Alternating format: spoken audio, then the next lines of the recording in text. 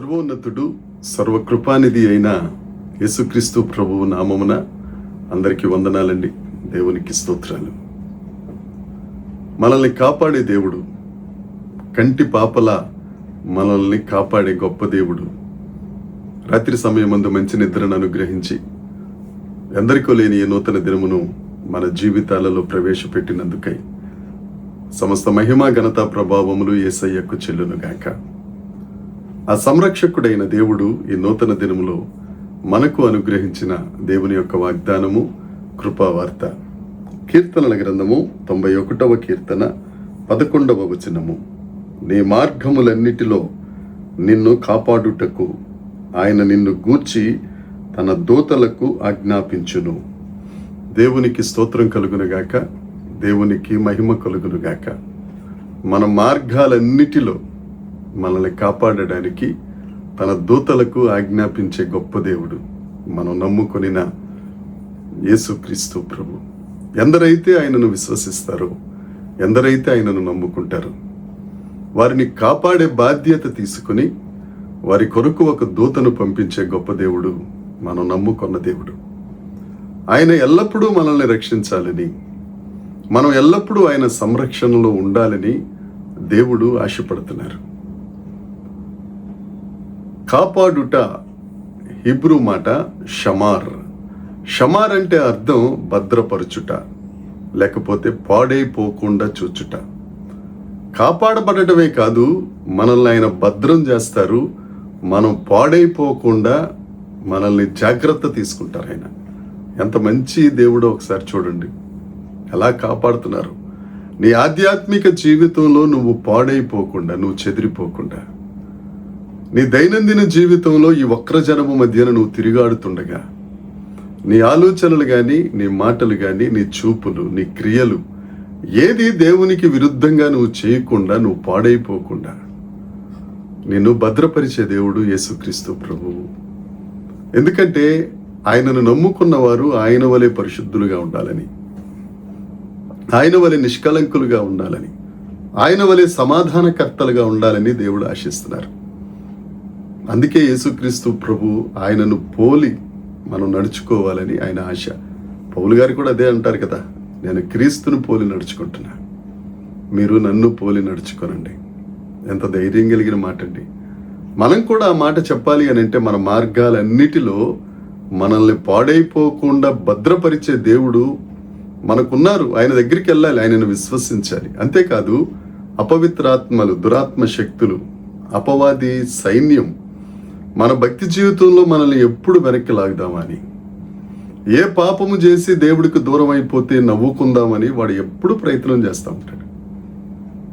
ఆ ప్రయత్నములన్నిటిలో నుండి తన గాయపడిన హస్తాలలో మనల్ని భద్రపరచువాడు మన మార్గముల్లో మనల్ని కాపాడడానికి నీ కొరకు ఒక దూతను నియమించునుగాక. అంతేకాదు దైనందిన జీవితంలో నువ్వు ఎక్కడ నష్టపోయి చెదిరిపోతావో అని, నీ దైనందిన జీవితంలో నీ సంతోషాన్ని కోల్పోయి నీవు విస్మయము చెంది, నిరాశ చెంది, కన్నీటి పర్యంతం అయిపోతావోనని నిన్ను కాపాడడానికి నీకు ఒక దూతను ఆయన నిర్ణయించారు. అంతేకాదు నువ్వు వెళ్తున్న ప్రయాణాలలో, లేకపోతే నువ్వు ఇంట్లో చేస్తున్న పనులలో ఏ ప్రమాదము నీ దరి చేరకుండా నేను కాపాడుకునే బాధ్యత ఆయనది కనుక ఆయన ఒక దూతను నీ కొరకు నియమించారు. ఇంతకంటే మంచి దేవుడు ఎవరున్నారండి? ఈయన్ని నమ్ముకోకుండా, నమ్ముకున్న వారి సహితం ఈయన్ని అమ్ముకొని మరొక్కసారి ఆయనను సిలువ వేసే స్థితిలో ఉంటే, ప్రియ దేవుని పిల్లలారా, ఒక్కసారి ఆలోచించండి. నిన్ను కాపాడడానికి ఆయన ఒక దూతను నిర్ణయించారు. యోధా పత్రికలో ఉన్నది ఒకే ఒక అధ్యాయం. అందులో 24వ వచనం, 25వ వచనం ఒకసారి చూస్తే, తొట్టిల్లిపోకుండా మనలను కాపాడుటకు, నువ్వు తొట్టిల్లిపోకుండా నిన్ను భద్రపరచడానికి, నువ్వు పాడైపోకుండా నిన్ను కాపాడడానికి, నీ మార్గాల్లో నువ్వు అపాయంలోనికి వెళ్లకుండా నిన్ను కాపాడడానికి నీ కొరకు ఒక దూతనుంచారు ఆయన. నువ్వు యేసుక్రీస్తు ప్రభువుని విశ్వసించినప్పుడు, నువ్వు యేసు ప్రభువుని నమ్ముకున్నప్పుడు, ఆ దేవునికి నువ్వు సమర్పించుకున్నప్పుడు నీ భారం అంతా, నీ చింత అంతా ఆయన మీద వేసుకుని తగిన కాలంలో నిన్ను ఆశీర్వదిస్తూ నిన్ను అనేకులకు ఆశీర్వాదకరంగా చేసే గొప్ప దేవుడు ఉన్నారు. ఇక ఆయనకు దూరంగా ఎలా బ్రతుకుదాం అనుకుంటున్నావు?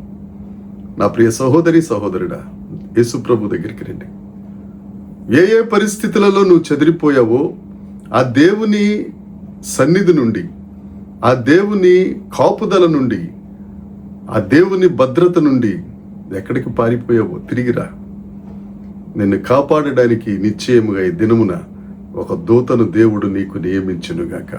నీ మార్గములన్నిటిలో, అది ఏ మార్గమైనా కానీ, నువ్వు చదువుకుంటున్నావా, ఉద్యోగం చేస్తున్నావా, లేకపోతే ఉద్యోగ ప్రయత్నాల్లో ఉన్నావా, లేకపోతే గృహిణిగా ఉన్నావా, నువ్వు సేవ చేస్తున్నావా, నువ్వు ఏ మార్గంలో ఉన్నప్పటికీ నిన్ను కావలి కాసే ఒక దూత నీకు తోడుగా ఉండునుగాక.